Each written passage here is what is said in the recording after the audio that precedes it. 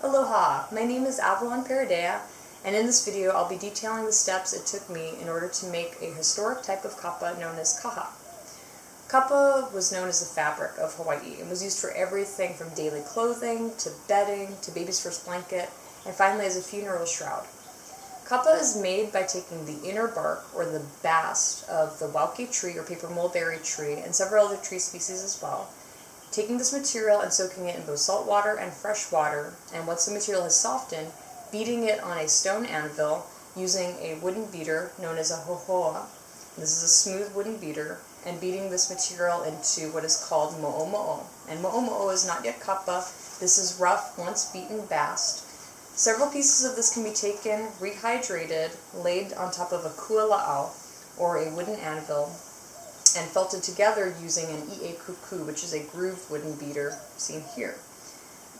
Kapa was ubiquitous throughout Hawaii, and unfortunately, with the arrival of European textiles at the turn of the 19th century, kapa production fell dramatically, until by the 20th century, there were very few, if any, kapa practitioners still alive. In the 1960s and 1970s, a number of incredible pioneering Hawaiian women decided that they wanted to relearn this traditional craft, and they set out in order to learn more about barkcloth production in other parts of the Pacific where barkcloth is still made, such as in Fiji and in Tonga, as well as visiting places such as Bishop Museum, where historic pieces of kapa are still preserved, and there are some literary sources as well explaining how kapa was produced. I decided for this particular experiment to reference one of these historic literary sources, and in Samuel Kamakau's book, Hana Poʻe Kahiko, he describes several types of kapa and how they were made. Samuel Kamakau was a Hawaiian scholar of the 19th century, and this particular type of kapa that I chose to recreate is called kaha. So kaha was traditionally a kilohana, or top sheet, of a kapa moe, or bedspread. So these pieces would have been very large. We're talking 6 by 6 feet, 8 by 8 feet perhaps. So for this particular experiment, I decided to make a smaller piece of kapa, just for ease, and this is my result here of a Kapa Kaha. So this particular kapa involves 3 different dye materials. First, there's Hili Kukui, which is dye made from the bark of a kukui tree. Second is immersing the material in lepo, or mud, for a certain amount of time. And third is immersing it in pala'a fern dye. So in the next couple of videos, you'll be seeing all the different steps it took me to dye and then make this particular kapa, and I will be ending with some concluding thoughts. So here we have all of the kukui bark that I've harvested to make Hili Kukui Dye, and some of this I soaked a little bit overnight just so it would stay nice and moist, since I couldn't get to it till the next day. And what I'm going to be doing is macerating this to make Hili Kukui Dye, which is the first step of making a Kapa Kaha bark cloth. So this would have been traditionally beaten, according to the literature, it would have been beaten and water added to it. There's no mention of what tool was used for beating, but it's most likely that it would have been something very similar to a pohaku ku'i'ai. This is a poi pounder. I made this a couple years back. I did use modern tools to make this, but it would have been something very similar to this, some sort of stone tool for macerating this bark. So I'm going to be using this poi pounder. Of course, the stainless steel pot is definitely not traditional. This probably would have been beaten either on something similar to a papa ku'i'ai, which is a poi board, or maybe even roughed out stone or something similar. But for ease of collecting the dye, I'm just doing it in a stainless steel pot. So we'll see how this goes. So I'm only just a few minutes into beating this Hili Kukui, and I've added quite a bit more water than I had in the beginning because it's really necessary, but you can already see, look at how rich and red that dye is coming out.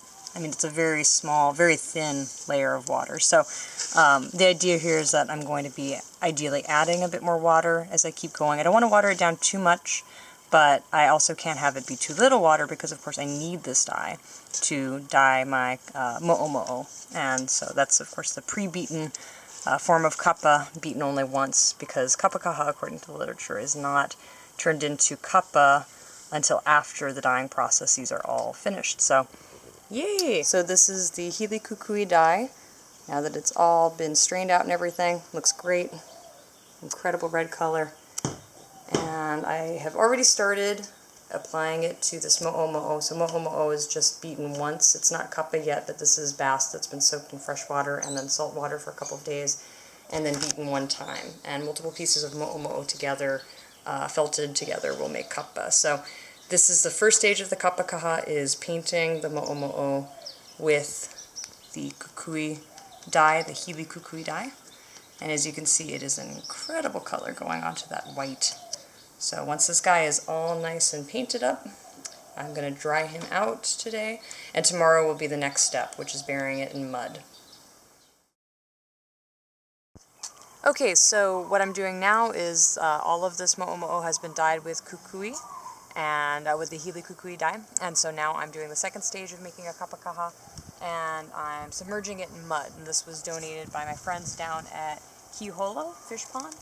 So okay, so I'm holding here one of the mo'omo'o that has been immersed in mud from a local i'a down at Kiholo, and it's been soaking for 2.5 days in this mud. So I'm moving on to the third stage of dyeing this mo'omo'o in order to make a Kapa Kaha. So after I rinse this off, I'm going to be submerging it in pala'a dye for about a week. So here we have our pala'a dye. I obtained this from my kumu, my mentor. This is a fern that is indigenous to Hawaiʻi, and you can't really tell what it looks like when it's alive here, but this has been soaking in water for, oh gosh, I don't know, many months, maybe even a year. But a little hard to tell, but it's a very deep, deep red-brown color. And so what I'm going to be doing is taking this very lightly cleansed off mo'omo'o, and I'll be soaking this in the pala'a dye for about a week. Alright, so this is the mo'omo'o that's been soaking in pala'a dye for, I believe, 8 days now. And it's looking pretty dark. According to Kamakau, the next step is to rinse it off, scrape off all of the ino or refuse, and then it can be beaten into kapa. So this is our final dye step, and it'll be really neat to see what it looks like once it's been washed off. So here's the mo'omo'o, and it is retaining an incredible dark color. This is after just a gentle rinse in some fresh water, but you can see that this color is definitely in those fibers. This is not something that's just superficial. So I'm going to give it a gentle scrape with an opihi shell. So after scraping off some of the extra junk, it should be good to go and ready to be beaten into kapa. Okay, so here we see me sped up beating this Kapa Kaha. This is 3 pieces of mo'omo'o that have been dyed and laid one on top of the other. And so what I'm doing is I'm felting these together with an kuku, which is our grooved wooden beater, on top of a kuila'au, which is the wood anvil below. So this process probably took me about an hour or so, and so this is sped up for convenience's sake. But you can see how the material is spreading. The fibers of the bast are felted together and then spread out as I beat. And finally, we have our finished kapa. So here we have the finished Kapa Kaha, and this is 3 pieces of dyed mo'omo'o that were beaten together into one single sheet. This was done with an kuku, which is our wooden anvil here.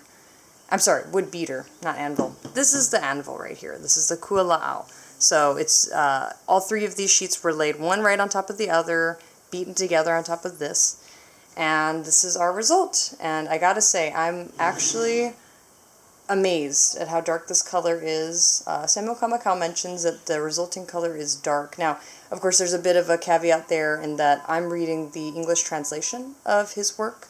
I'm not sure whether the word dark completely conveys what he might have been saying in Olelo Hawaiʻi, because I am not a native speaker. So at the very least, this is a dark color. It's darker than I was expecting, especially because the Hili Kukui turned out so watery in the beginning, but it looks like the lepo, the mud, and then especially the 7 or 8 days in the pala'a, the fern dye, really gave it this beautiful dark color. It is moist right now, so this color is probably going to lighten just a little bit in the next couple of hours, but overall I'm just thrilled with these results. Samuel Kamakau also mentions that in making Kapa Kaha, because it is a top sheet or kilo Hana for kapa moe or bedspreads, of course this size is not big enough for something like that. And he mentions that in connecting pieces of Kapa Kaha, such as this size right here, these pieces would have been laid just an inch or two overlapping along the seams and then beaten together so that they were seamless. So if you can imagine a piece this size coming off maybe on this side right here, coming out, beaten together so that they were just seamless along the edges and several feet wide, so that way it would be big enough to cover a sleeping person. But this little sample piece right here has taught me a lot about this process and has also left me with a lot of questions. But as far as the experiment goes, I'm really, really excited to share these results with people. And here we have the final piece of Kapa Kaha, and I am very happy with how this turned out. I think that this was a very successful experiment overall. As you can see, the color is very nice and dark, which is how it is described by Samuel Kamakau. I think that there are a number of factors that I would like to take into account again in the future if I decide to recreate this experiment. First among these is the fact that Samuel Kamakau explains the material that's used to make a Kapa Kaha as being soaked bast. He does not explain it as being beaten into mo'omo'o first and then dyed. He says that it's simply soaked bast and then it's dyed. Soaked bast would not probably take a color the same way or as effectively as beaten bast would, but it would be really interesting to go exactly by his words and try dyeing soaked bast and seeing how that material reacts to the dyes as opposed to mo'omo'o or beaten bast does. So that being said, I also think the amount of time that the material is soaked both in the lepo or mud and in the pala'a fern dye almost definitely has a huge impact on the final color of this piece. So if I had left this in lepo for more than the day and a half that I left it in there, or the pala'a fern dye, which I left it in for about 8 days, this would probably be quite a bit darker. It'd be interesting to see just how dark we could get this particular kappa after leaving it in both of those dye materials. I think would be really neat is to make enough of these pieces that I could actually go ahead and felt them along the edges as Samuel Kamakau describes and make it big enough to actually be used as a kilo Hana or top sheet for a kapa moe or bedcloth. I want to give a big mahalo to all of the helping hands who made this possible, my friends down at Hui Aloha Kiholo who donated the lepo, my Kumu Rowan Hufford who gave me the pala'a fern dye, as well as my friends at Donkey Mill Art Center who allowed me to harvest bark from their kukui trees. And I think that it'd be really amazing to try to do this again in the future and learn more about this particular historic type of kapa. Mahalo for watching.